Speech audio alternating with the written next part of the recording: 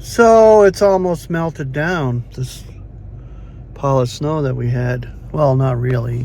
I mean, you still got mountains of it there, but the roads are melted, which is nice. Way better than what it was.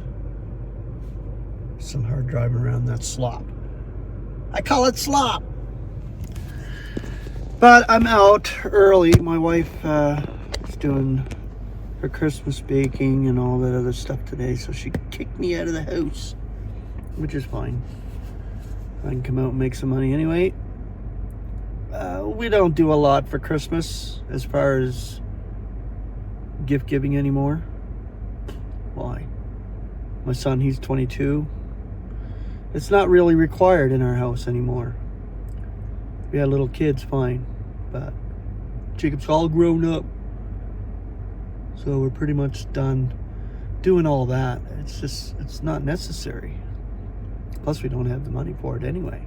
Who has the money these days to go all extravagant for Christmas? It's garbage, worldly. I'm not interested in it. But we just give each other things we need, and that's the most important part. Just being together as a family. That's what I love. Quiet of our house. Of course, she's going to have her mother over for Christmas Day, which is fine. She's like 76. She gets on my nerves. Who likes their mother-in-law? She drives me crazy. But that's fine too. It's her mother. She can deal with her.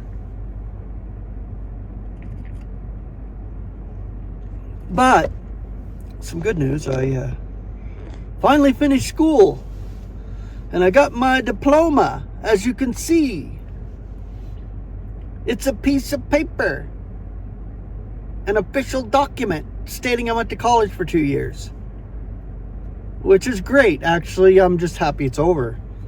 It was a long, arduous 2 years getting through college. But my marks, I was surprised at my marks, because they give you your score mark, and then they give you A or B or C. I never went below C. I got a few C's, C pluses, but I got quite a few A's, and even an A plus or two. I was just like, wow, okay, so that's not too bad. I didn't realize I was that smart. But God has graced me to be able to complete it and get those marks. So I'm thankful for that. And He'll give me employment according to His will, what He has set up for me. And I know this, and I trust in God all the way, of course, because He operates it all. But as I was sharing this book here, Select Writings by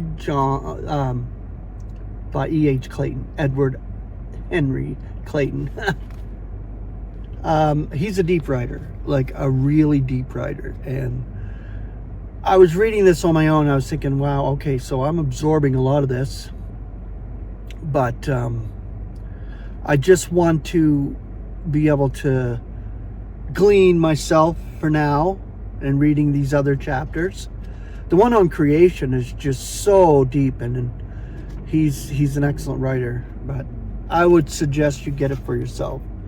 And because you're able to absorb when you read yourself. I don't know how people read, or if they read. A lot of people don't even read anymore, I would imagine, but books are so good. So yeah, get it yourself and just take what God gives you out of it, is what I can say. But I will be sharing some of this, His Grandest Glories, by A. Enoch, Studies in Colossians. Not today. I'm just doing a little chat today, which is fine. But these chapters in here are just tremendous. Of course, it's A. Enoch, and we know how he writes. This is some of the chapters that I want to share in here. Just beautiful, all of it. But yeah, so I'll pick a few out and share them with you. So not much else to talk about. Just wanted to share that good news that I finally finished college. And thank God for all of you. Thank you for commenting, whoever comments and watches my channel.